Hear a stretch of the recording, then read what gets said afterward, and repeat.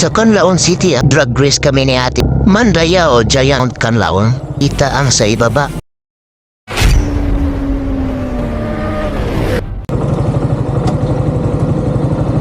Mag-alas 4 na at ako'y paalis na naman ng Bridgeport, Bacolod City, papuntang Dumaguete City.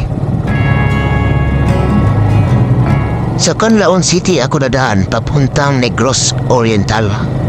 At sasakay ako ng Roro mula Dumaguete, tawid ng Dapitan City. Smile, though your heart is breaking. Sa mga oras na ito, tahimik pa ang Bacolod City.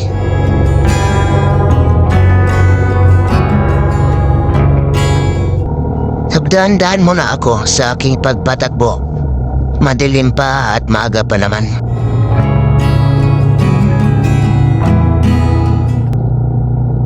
Sakop na ito ng Bago City, ang kasunod na siyudad ng Bacolod.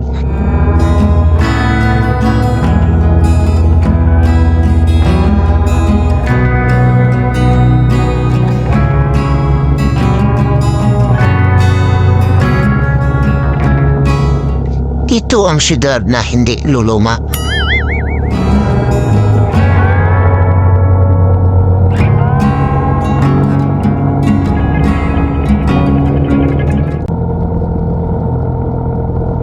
Medyo maliwanag na ang kalsada at malapit na ang sumikat si Haring Araw.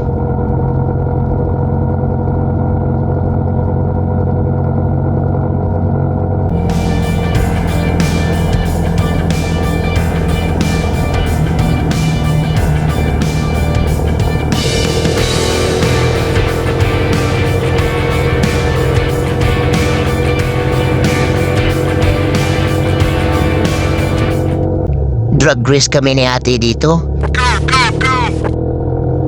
Naiwan agad si ate. Nakabangga pala ako ng isang langaw. Yan, dumikit sa kamera. Oh no! Napakalawak ang kapatagan nito na taniman ng mga tubo. Kaya ang Negros ay isa sa pinakamalaking producer na masukal.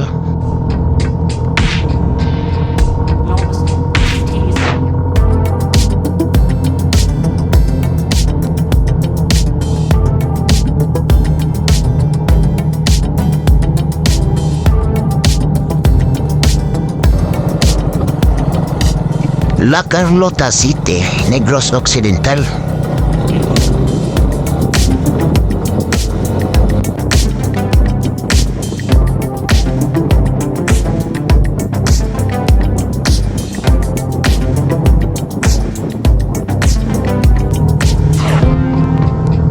Malayo-layo na rin ang natakbo ko, pero puro tubuhan pa rin ang nadaanan ko.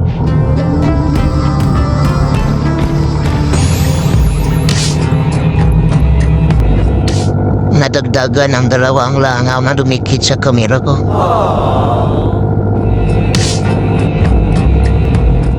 Sumikat si Haring Araw sa gilid ng Mount Canlaon at ang sinag na tumama sa lens ay nagdulot ng kalabuan sa panin ko. Kaya binuksan ko ang aking helmet.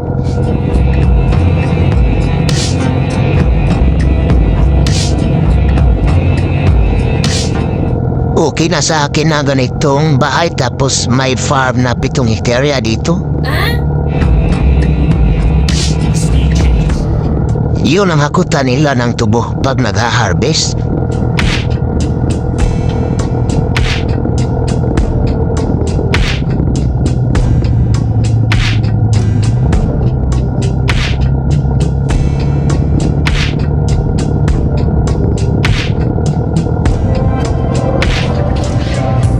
Dito banda ay may katahasan na at kita na mga plantisyon ng tubo sa baba.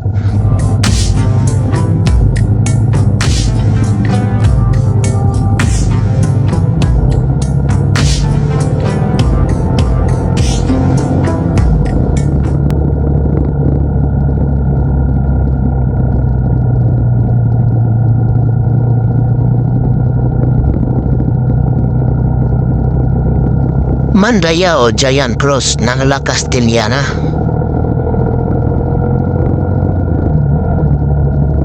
Bago pa natapos ang kalsada dito at kulang pa sa mga signage kaya delikado ito pag sa gabi.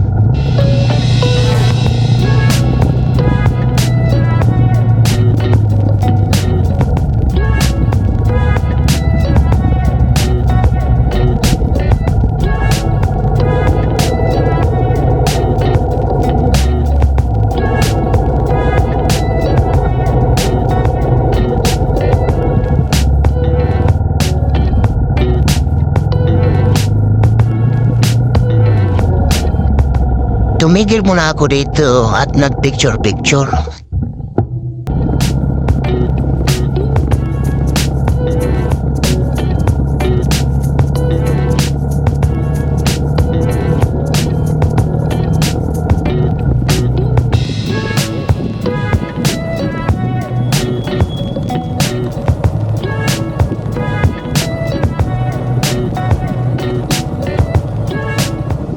Dito banda ay klarong-klaro ang tuktok ni Mount Canlaon.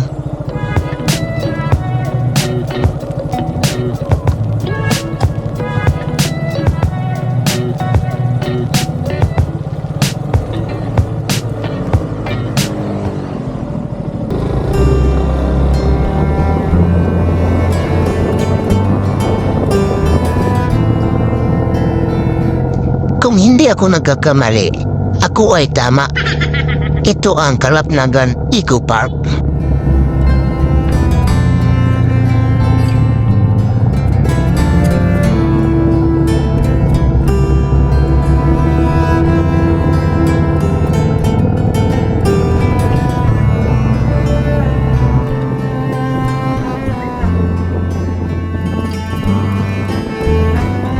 Maganda ang bidlisyo sa adlaw dito.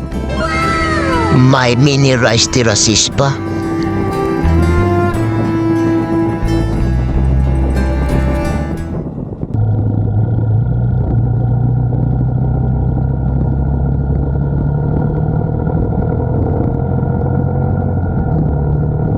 Ito ay sa Canlaon City proper.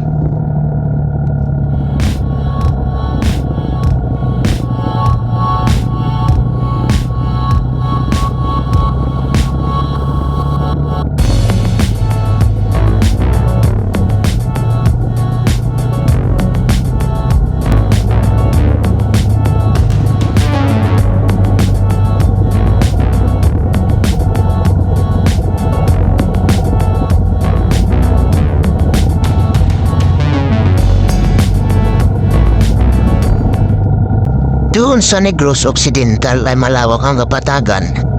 Dito banda papuntang Negros Oriental ay kabaliktaran, puro kabundukan naman.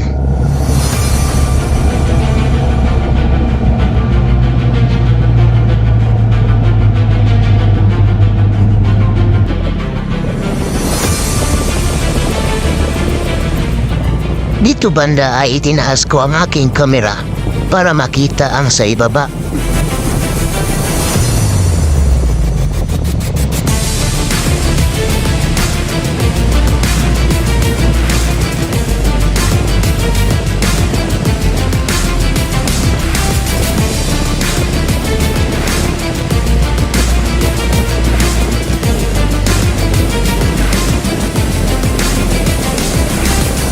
Lampas na ako ng Canlaon City at nakadikit pa rin ang tatlong langaw sa kamera ko.